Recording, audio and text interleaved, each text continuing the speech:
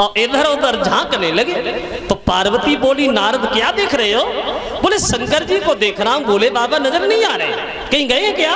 हाँ अभी कहीं चले गए। अब नारद चुपचाप पीछे वापस चल दिए, बोले ही नहीं।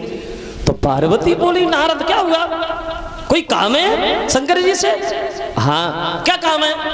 बोले पार्वती जी हम एक शंकर जी से सवाल का उत्तर पूछने आए थे, अब वो है नहीं, आएंगे तब आऊंगा, अभी जा रहे। तो पार्वती बोली कैसा सवाल है, हमें पूछो हम तुम्हें बताएं। तो नारद बोले पार्वती तुम नहीं बता पाओगे। मतलब ये है जो हम पूछना चाहते हैं वो शंकर जी किसी को नहीं बताते। पार्वती बोली नारद ऐसी कौन सी बात है जो शंकर जी हमसे छुपाएं?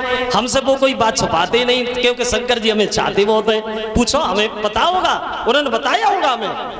नारद बोले हाँ पार्वती जी तुम भूल ही गए थे कि शंकर जी तुम्हें चाहते होते हैं। एक बात बताओगी क्या? भोले बाबा अपनी गर्दन में एक हार पहनते। हार तो बहुत से पहनते, लेकिन उन सब हारों में एक हार है जिस हार में सर ही सर है, वो मुंडों का हार क्यों पहनते? पार्वती जी हमें ये बताओ। जो पार्वती ने सुना तो पार्वती बैठी की बैठी रही। माफ करना नारद जी, जे बात हमने उनसे नहीं पूछी, हमने उनसे पूछी नहीं, उन्होंने हमें कभी बताई नहीं। अब आप जा, वो आएंगे तब पूछूंगी, तब हम आपको बताएंगे। जा। अब नारद का काम था वो तो हो गया, चुपचाप उठी हो निकली। संध्या को भोले बाबा घर पे आए। अब पार्वती ने शंकर जी को पानी तक की नहीं पूछी, वही नारद वाला सवाल जो था वो शंकर जी के सामने परोस दिया। भोला एक बात बताओ क्या? आप अपनी गर्दन में जो ये हार पहनते हो, जिस हार में सर ही सर है, ये मुंडलों का हार क्यों पहनते हो शंकर जी? तो शंकर जी बोले पहनते क्यों पहनते, मेरी इच्छा में पहनता हूं, तुम इससे क्या लेना देना? बोली नहीं महाराज आप तो मैं पूछ के ही रहूंगी। क्या? हाँ शंकर जी ने सोचा लगता है कि नारद की फेरी लग गई घर में। भोले बाबा बोले पार्वती हम बता तो देंगे लेकिन तुम सुन नहीं पाओगी, तुम्हें कष्ट बहुत होगा, तुम रोगी बहुत अगर जब बात हमने बताई। पार्वती बोली हम रोएंगे, हम क्यों रोएंगे, तुम हमें बता। बोली अगर नहीं मानती हो तो सुनो, जो तुम ये गर्दन में हार देख रही हो, वो इस हार में जितने भी सर तुम्हारी निगाह में हैं, ये पता है सर किसके किसके? तो भोले बाबा बोले पार्वती सुन, ये सब ही सरगी तुम्हारे भोला में वचन उछाले।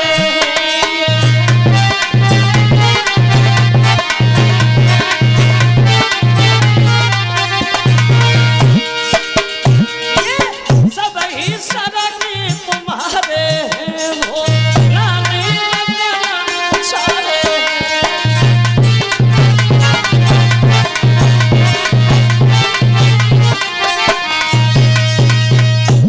सर तुम्हारे। पार्वती जी बोली मेरे? हाँ ध्यान करो पार्वती पुराना, जब तुमने ब्रह्मा जी से एक वरदान मांगा था, जब जब हम जन्म लेके आए तब तब शंकर जी की पत्नी बने। इतनी बार तुम मर चुकी हो, इतनी बार पैदा हो चुकी हो, इतनी बार मुझसे शादी हो चुकी है, तो मरती रहती हो। वही सर उठा के मैं अपनी गर्दन में डाल लेता हूँ, ये सब सर तुम्हारे हैं।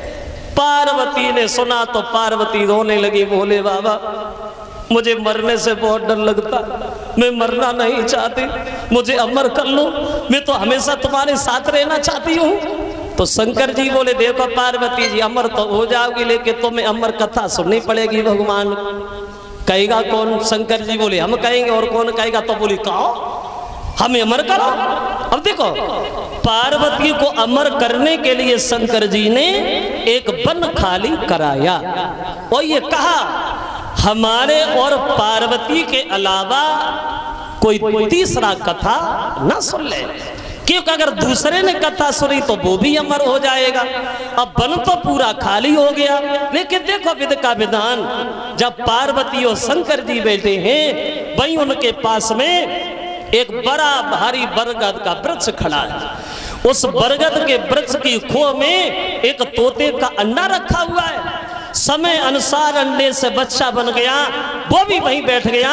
अब पार्वती बोली सुनो कथा कहो प्रभु। तो भोले बाबा बोले कथा सुन तो रही हो, लेकिन एक बात ये जरूर ध्यान रखना पार्वती, जब मैं कथा कहता हूं तो मैं कथा कहते वक्त इतना लीन हो जाता हूं जो मुझे अपने शरीर का कोई ध्यान नहीं रहता।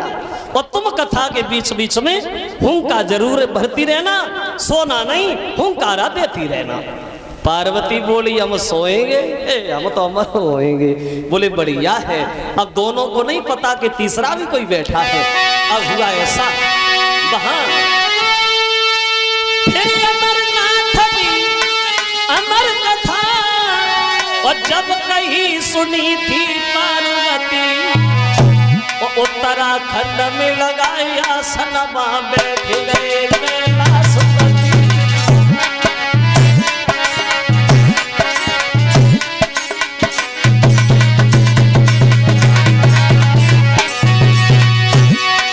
देखो फिर अमरनाथ की अमर कथा, अमरनाथ की अमर कथा जब कहीं सुनी थी पार्वती,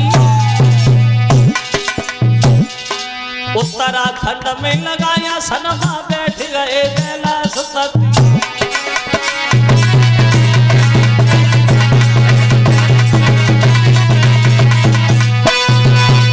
भोले बाबा कथा कहने लगे, पार्वती कथा सुनने लगी। तोता भी बैठा है लेकिन पता किसी को नहीं कि यहाँ तीसरा भी कोई। अब देखो विधि का विधान, परमेश्वर की माया। अब पार्वती कथा सुनती रही। कुछ दिनों तो इन्होंने कथा सुनी और कुछ दिनों के बाद पार्वती जी को नींद लगे आई। और जब नींद लगे आई तो पार्वती ने धोख लगाई और हुआ ऐसा कि थोड़े